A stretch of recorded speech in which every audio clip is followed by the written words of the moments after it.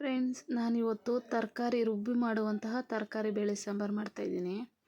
ಕುಕ್ಕರ್ನಲ್ಲಿ ಬಿಸಿನೀರು ಇಟ್ಕೊಂಡು ಬೇಳೆನ ತೊಳೆದು ಹಾಕ್ಕೊಳ್ಳೋಣ.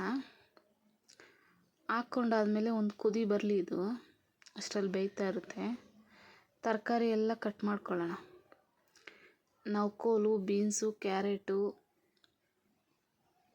ಆಲೂಗಡ್ಡೆ ಇದನ್ನೆಲ್ಲ ತೊಳೆದು ಹಾಕ್ಕೊಂಡು ಒಂದು ಸ್ವಲ್ಪ ಉಪ್ಪು ಹಾಕ್ಕೊಂಡು ಒಂದು ವಿಸಿಲ್ ಹೊಡ್ಸ್ಕೊಳ್ಳೋಣ. ಸಾಕು, ಒಂದು ವಿಸಿಲ್ಗೆನೇ ಬೆಂದ್ಬಿಡುತ್ತೆ, ಸಾಕು.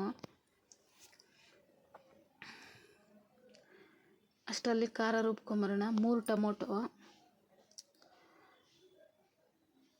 ಕಟ್ ಮಾಡಿ ಹಾಕ್ಕೊಂಡು ಇದಕ್ಕೊಂದು ಸ್ವಲ್ಪ ಹುಣಸೆಹಣ್ಣು ಹಾಕ್ಕೊಳ್ಳೋಣ.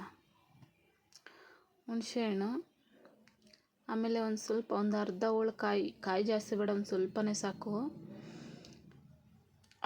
ಮನೆಯಲ್ಲೇ ಮಾಡಿಸಿರೋ 2 ಸ್ಪೂನ್ ಖಾರದ ಪುಡಿ. ಇದನ್ನು ರುಬ್ಕೊಂಬರೋಣ. ಅಷ್ಟರಲ್ಲಿ ವಿಸಿಲು ಹೋಗಿರುತ್ತೆ. ನೋಡಿ, ವಿಸಿಲ್ ಬಂದಾಯಿತು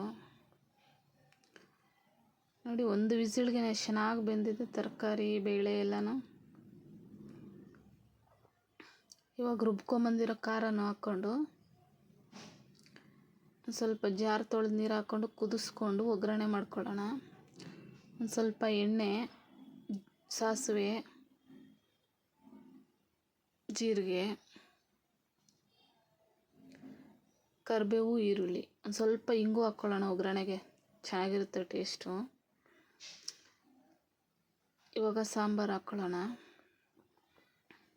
ನೋಡಿ, ಚೆನ್ನಾಗಿದೆ ಸಾಂಬಾರು. ಟೇಸ್ಟ್ ಮಾತ್ರ ಸಖತ್ತಾಗಿತ್ತು. ನೀವು ಒಮ್ಮೆ ಮಾಡಿ ನೋಡಿ. Thank you.